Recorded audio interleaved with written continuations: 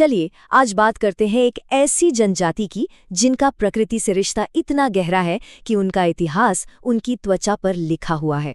हम चल रहे हैं भारत के उत्तर पूर्व में छिपी जीरो घाटी, जो कि अपातानी लोगों का घर है। देखिए, अपातानी लोगों के लिए जंगल कोई दूर की चीज नहीं, वो उनका बाजार है। नदी उनकी जीवन रेखा है और पहाड़ उनके पुरखे।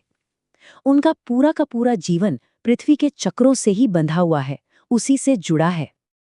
लेकिन इनकी एक परंपरा ऐसी है जो आपको एक पल के लिए रोककर सोचने पर मजबूर कर देगी। जो बुजुर्ग महिलाएं हैं, उनके चेहरों पर बने वो टैटू और नाक में पहने वो बड़े बड़े प्लग, ये सिर्फ कोई श्रृंगार नहीं है। नहीं, इसके पीछे कहानी छिपी है और आज हम उसी को समझने वाले हैं। तो आइए जरा समय में पीछे चलते हैं और इस अनोखी परंपरा के पीछे की वजह को जानते हैं। पहली नज़र में जो चीज़ खूबसूरती बढ़ाने का एक तरीका लगती है, वो असल में इसके ठीक उलट थी। मतलब इसका मकसद खूबसूरत दिखना था ही नहीं, इसका मकसद था खुद को बचाना। कहानी कुछ ऐसी है कि आपातानी महिलाएं अपनी सुंदरता के लिए दूर दूर तक जानी जाती थीं, लेकिन ये सुंदरता उनके लिए खतरा बन गई। आसपास के कबीले उन पर हमला करते थे और उन्हें अगवा कर लेते थे।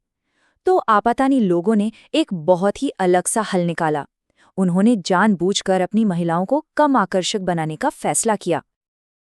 आज के जमाने में जो युवा अबातानी महिलाएं हैं, वो अब ये परंपरा नहीं निभाती, लेकिन जो उनकी बुजुर्ग हैं, उनके चेहरों पर आज भी आप उनके लोगों की हिम्मत और उस दौर की कहानी साफ पढ़ सकते हैं। ये परंपरा और आज की दुनिया के बीच एक बहुत मजबूत पुल की तरह है। लेकिन रुकिए, अपातानी लोगों की सूझबूझ सिर्फ यहीं तक सीमित नहीं है। उनकी असली प्रतिभा तो उनकी जमीन में दिखती है, जहां उन्होंने दुनिया की सबसे बेहतरीन कृषि प्रणालियों में से एक को जन्म दिया है।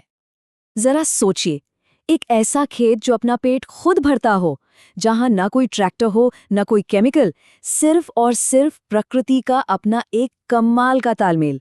यही तो है अपातानी खेती का असली जादू। ये सिस्टम ना प्रकृति के एक संगीत की तरह है। सीढ़ीदार खेत चावल के लिए हैं, उन्हीं खेतों के पानी में मछलियां भी पलती हैं, और जो भी जैविक कचरा है वो वापस मिट्टी के लिए खाद बन जाता है। सब कुछ एक दूसरे से जुड़ा हुआ एक परफेक्ट साइकिल में।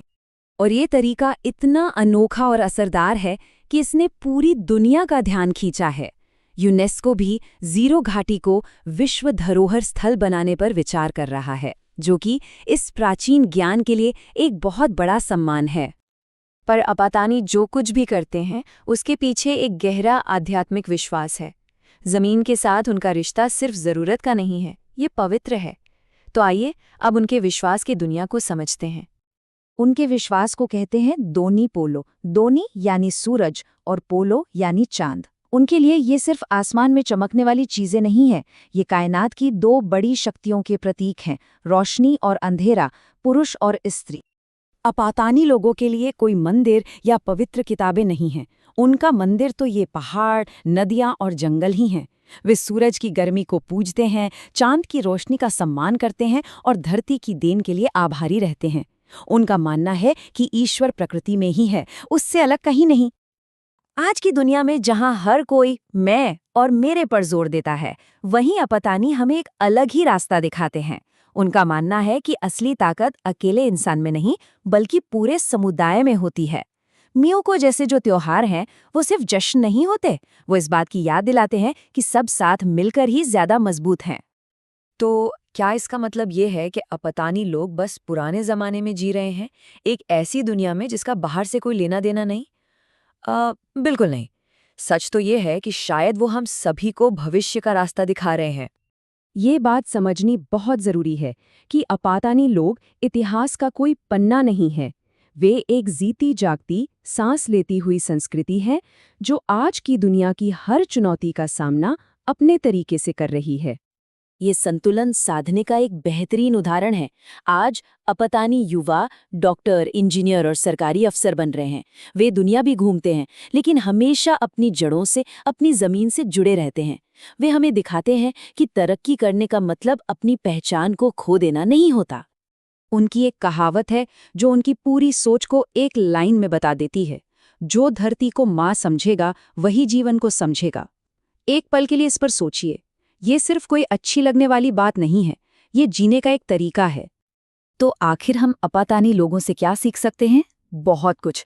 वे हमें प्रकृति का सम्मान करना सिखाते हैं, एक मजबूत समुदाय बनाना सिखाते हैं और एक लगातार बदलती दुनिया में परंपरा और आधुनिकता के बीच संतुलन बनाना सिखाते हैं। और ये सब बातें हमें एक आखिरी और शायद सबसे ज़रूरी सवाल पर लाकर खड़ा कर देती हैं। आज जब हमारी दुनिया क्लाइमेट चेंज, अकेलेपन और पहचान के संकट से जूझ रही है, तो क्या अपातानी लोगों के पास वो जवाब हैं जिनकी हमें तलाश है? उनकी कहानी से सीखने वाला सबसे बड़ा सबक क्या हो सकता है?